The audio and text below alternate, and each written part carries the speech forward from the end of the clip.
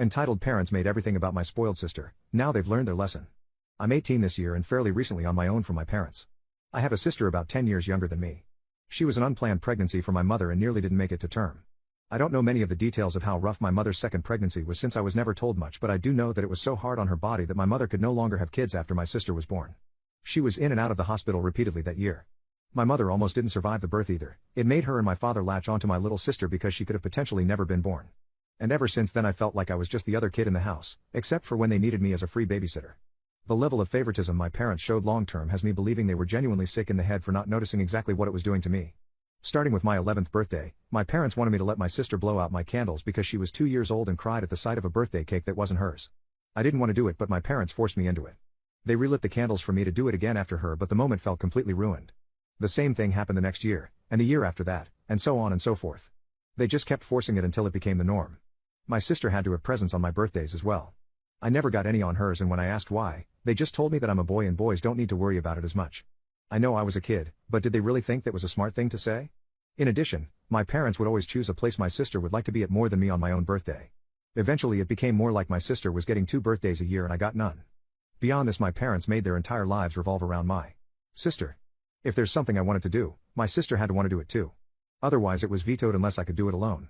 I learned to just lock myself in my room with my video games because they didn't seem to bother me there unless my sister wanted to come running in to annoy me. I eventually put a lock on the door just to keep her out. My parents wanted me to remove it, but I freaked out because I was an angry teenager who was tired of being intruded on at any given time. My sister came running in more than once when I had no clothes on and my parents were upset at me for being naked, in my own room. When I pointed out how ludicrous that was, they withdrew their objection and just let me keep the lock. My sister developed quite the princess complex because of how she was being spoiled on a daily basis.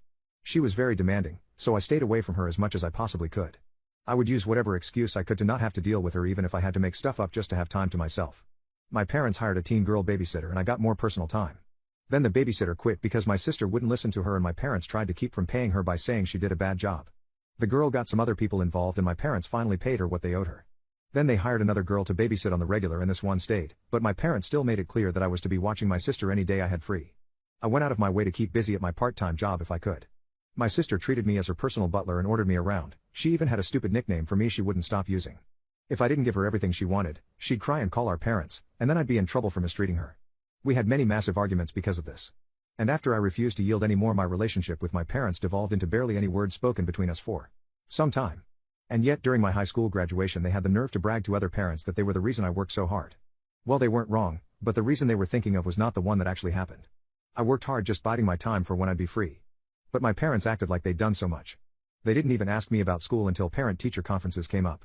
I graduated with a B and C average. And after my graduation my parents just took me to some place where my sister would always have more fun than me, even though the trip was supposed to be for me. On my 18th birthday in July though, things really boiled to the surface. Even though it was my 18th, it didn't feel like it was about me at all. I hoped to God that we were going to my favorite restaurant for once, but no, they had the party at the local knockoff Chuck E. Cheese, which is the only place like it nearby to us. So it was the de facto celebratory destination whenever anything big was achieved, including my high school graduation. I did say it was a place my sister would enjoy more than me. I was surrounded by kids half my age having parties and I was so bored with nothing to do but eat mediocre pizza and play claw machines and dated arcade games for tickets for cheaply made prizes that brought me no joy. Then when it was time for cake, my parents came out with one that was pink with white flowers on it. Sure, it had my name on it, but it was very obviously not a boy's cake, and there were only 10 candles. My parents lit the candles and set it right in front of my sister to blow out. That's when it finally happened. I just had this mental moment of all the pent-up hate mentally flashing before me, and then I just started ugly crying. I, an 18-year-old boy, was crying in front of the whole family. Everyone was so shocked that time seemed to just freeze. I got up and all of the stuff I'd been holding in for the past 8 years just spilled out. Like word vomit, and I screamed at my parents for everything they'd done, for not loving me, for treating me like a dog, and for making everything about my sister. The entire family got to witness this event, and when it was finally over I just walked outside to sit by the family car. Several relatives trailed out after me to say they were sorry and that they didn't know about the pink cake because my parents kept it covered till it was served. I said it didn't matter that they didn't know. They all sat back and watched as my life was taken over by Little Miss Sunshine for the past 8 years. I had no real birthdays or celebrations of my own, they were all about her. And then on the biggest birthday of my life they all expected me to just smile and nod like always while they handed my sister a cake that was entirely meant for her when it wasn't even her birthday. Some of them started giving me apologies, but they made the excuse that all this time they just thought I was okay with it because my parents said I was. I told them I was never okay with it and my parents forced it on me every year until I just pretended to accept it. I spread my arms out and asked them to look where we were. Does it look like the place I wanted to celebrate my graduation and 18th birthday? No one even tried to stick up for me all this time. I'm just the other kid while my sister got everything.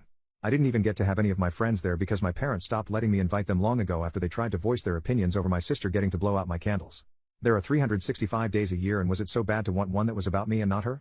Instead, I'm treated like the greedy entitled brat for wanting my own birthday. Then I just went back to ugly crying. My father came outside by that point to yell at me for making such a huge scene. Because my mother was crying too, my sister was upset because I ruined her moment, and now everybody in there who saw me thinks they're bad parents. I ended up yelling at him that they are bad parents and he should know exactly why. Well, after I said that, the rest of the family descended on him like a pack of wolves. Better late than never, I suppose, but I'd never seen anything like it before. My father was practically backed right up to the restaurant front door, and then most of the crowd flooded back inside with him to have it out with my mother too. My grandparents stayed with me, and apologized for having their eyes shut so tight for so long. I don't know what was said to my parents in the restaurant, but it was roughly a half hour before they came back out. And when they did, they looked incredibly defeated. My mother was still sniffling after crying so hard, and neither of my parents could look me in the eyes. They both awkwardly apologized for what they did and then offered to redo the party elsewhere. But that wasn't really enough for the crowd. One of my uncles said ahem, rather loudly, and my parents said they'd never make me let my sister blow out my candles again, or give her presents on my birthday, or make any part of it about her.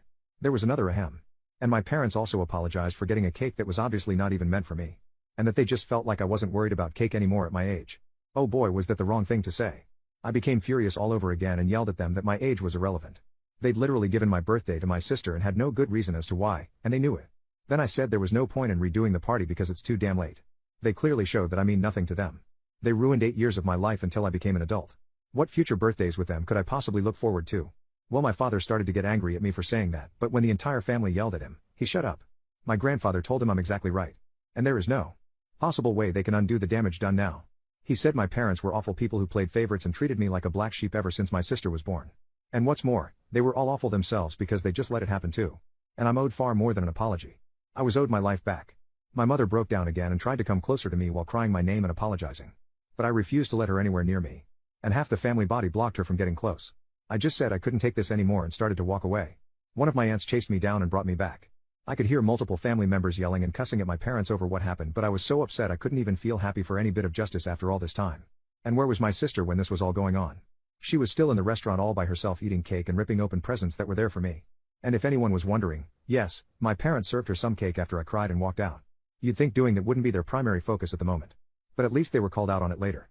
My grandparents got me to calm down and sit in their old minivan while everyone else cleared out the party. My sister threw a huge tantrum after being caught opening my presents, one of which was a brand new smartphone that she threw against the wall and broke because she wasn't allowed to keep it. She literally just got a brand new phone on her own birthday a few months earlier. I ended up being so upset that I was ranting that I never wanted to celebrate my birthday again. My grandparents let me stay the night over at their house, and when I came home I still didn't speak to my parents. My mother just kept crying because I wouldn't talk to her, and my father was as closed-mouthed as me. They would soon try to make things up to me, but it would only make things worse.